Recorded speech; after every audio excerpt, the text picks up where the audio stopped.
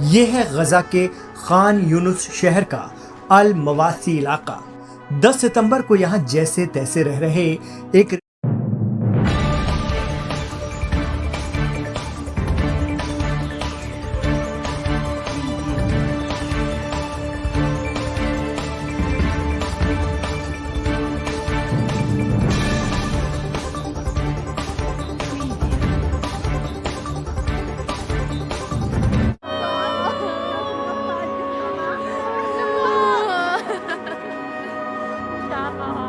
ये है गजा के खान यूनुस शहर का अल मवासी इलाका। 10 सितंबर को यहाँ जैसे तैसे रह रहे एक रिफ्यूजियों के कैंप पर इसराइल ने अचानक हमला किया, जिसमें 40 से ज्यादा लोग जाँ बहक हो गए। जंग की शुरुआत से ही इस इलाके को सेफ जोन बनाया गया था ताकि यहाँ हजारों मजलूम पनाह गुज़ीर रह सकें, लेकिन इसराइल ने इसे भी नहीं छोड़ा। ये रोती बिलखती माएं और लड़कियां जो एक झटके में अपनों को खो चुकी हैं, बस इसराइल से यही सवाल कर रही हैं कि आखिर हमारी गलती क्या है।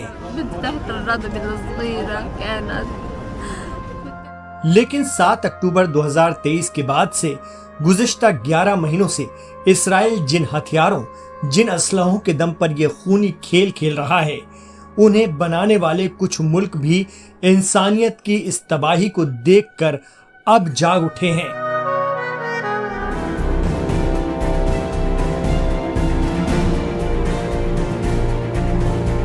इसी सिमत में एक और बड़े असरदार मुल्क कनाडा ने बहुत बड़ा ऐलान कर दिया है। अब कनाडा ने इसराइल को हथियारों की खेप भेजने पर रोक लगा दी है। कनाडा की फॉरेन मिनिस्टर मेलोनी जॉली ने गजा और अब वेस्ट बैंक में खुलेआम इसराइली कत्लेआम से आजिज आकर ऐलान कर दिया है कि उनका मुल्क इसराइल के लिए लगभग 30 मौजूदा हथियार बिक्री परमिट को रद्द कर रहा है।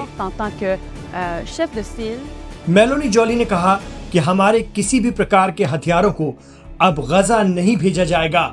मीडिया रिपोर्ट्स के मुताबिक फॉरेन मिनिस्टर जॉली ने कहा कि ये उनका फैसला, उनकी हिकमत अमली है कि कनाडा में बने हथियारों और गैजेट्स का इस्तेमाल गजा में नहीं होने देंगे, भले ही उन्हें इसराइल कैसे भी भेजा गया हो। गौरतलब है कि कनाडा ने जनवरी से ही इसराइल के लिए नए हथियार परमिट को मंजूरी देना बंद कर दिया। हालांकि पहले किए गए परमिट अभी भी चल रहे थे, लेकिन अब कनाडा ने उनसे भी किनारा कर लिया है। इसराइल के सबसे खास दोस्त और मददगार अमेरिका के पड़ोसी कनाडा का ये कदम बेहद अहम माना जा रहा है और इसराइल के लिए बहुत बड़ा झटका। इसराइल को हथियार देने से तौबा कर Canada, Netherlands, Japan, Belgium, Italy और स्पेन जैसे देशों की लिस्ट में शामिल हो गया है।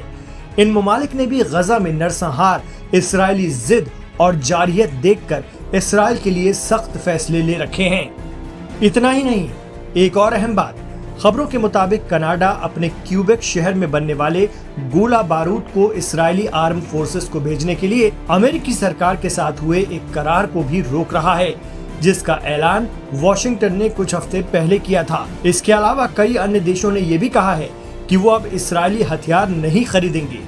गजा की तबाही, छोटे छोटे मासूम बच्चों की शहादत देखकर कुछ मुल्कों का ज़मीर जागा है और उन्होंने अपने फायदे की परवाह किए बगैर अब इंसानियत के हक में फैसले लेना शुरू कर दिया है।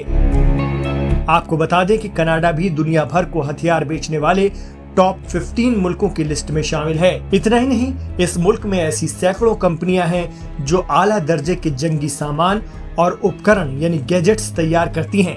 इनमें बख्तरबंद गाड़ियों से लेकर फाइटर प्लेन के इंजन और बहुत सी ऐसी चीजें शामिल हैं जो दुनिया भर में एक्सपोर्ट की जाती हैं। उनका डिफेंस कारोबार लाखों करोड़ डॉलर्स का है।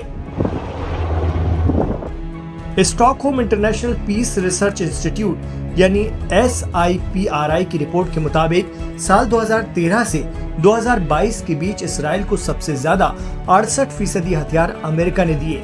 इसके अलावा अमेरिकी फौज भी इसराइल में हथियारों का जखीरा रखती है और हमास के साथ जारी जंग में अमेरिका ने इनमें से कुछ हथियारों के इस्तेमाल की इजाजत दे रखी है।